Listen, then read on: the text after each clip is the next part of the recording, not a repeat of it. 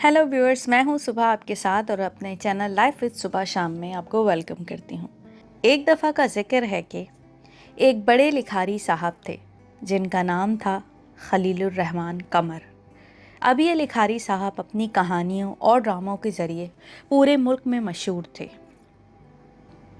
लेकिन इनकी शोहरत का बड़ा हिस्सा इनके मतनाज़ा बयानात और अजीब व गरीब रवैयों की बदौलत था।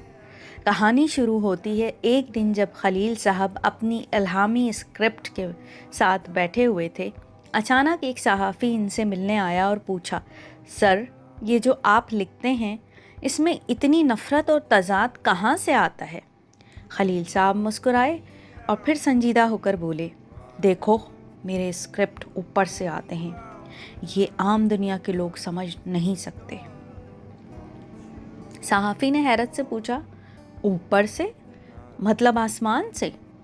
खलील साहब थोड़े झेंपे लेकिन फ़ौरन बोले, हाँ, ऊपर से, मगर ये बात तुम जैसों को समझ नहीं आएगी।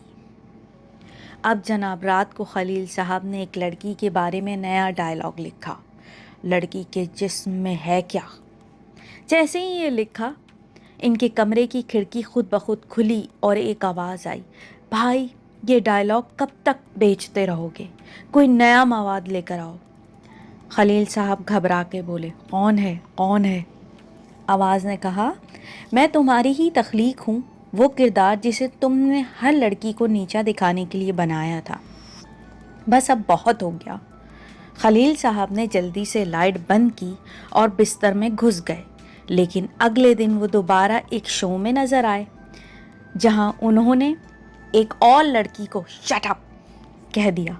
इनकी यही हरकत थी कि सोशल मीडिया पर लोग उन पर तनकीद करते हुए बोलने लगे, भाई, आपको दिन की रोशनी और औरतों दोनों से क्या मसला है?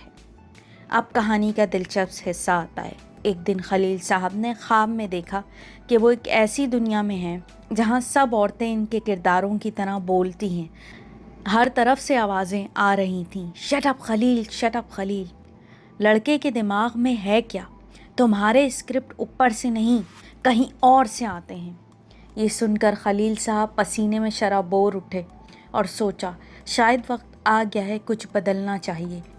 लेकिन फिर उन्होंने ख़ुद को आईने में देखा और मुस्कुरा कर कहा, नहीं, मैं तो ठीक हूँ, दुनिया गलत है। और यूं खलील साहब अपनी दुनिया के हीरो और बाकी दुनिया के विलन बने रहे। कहानी ख़त्म, लेकिन सवालात बाकी हैं। क्या खलील साहब कभी दिन की रोशनी में आएंगे? क्या इनके डायलॉग कभी औरतों को इज्जत देंगे? इस तहरीर में मेरी अपनी कोई ज़ाती राय नहीं है। मेरे दोस्त ने शेयर की तो मैंने इसे आगे बढ़ा दी उनकी मर्ज़ी से। Thank you so much.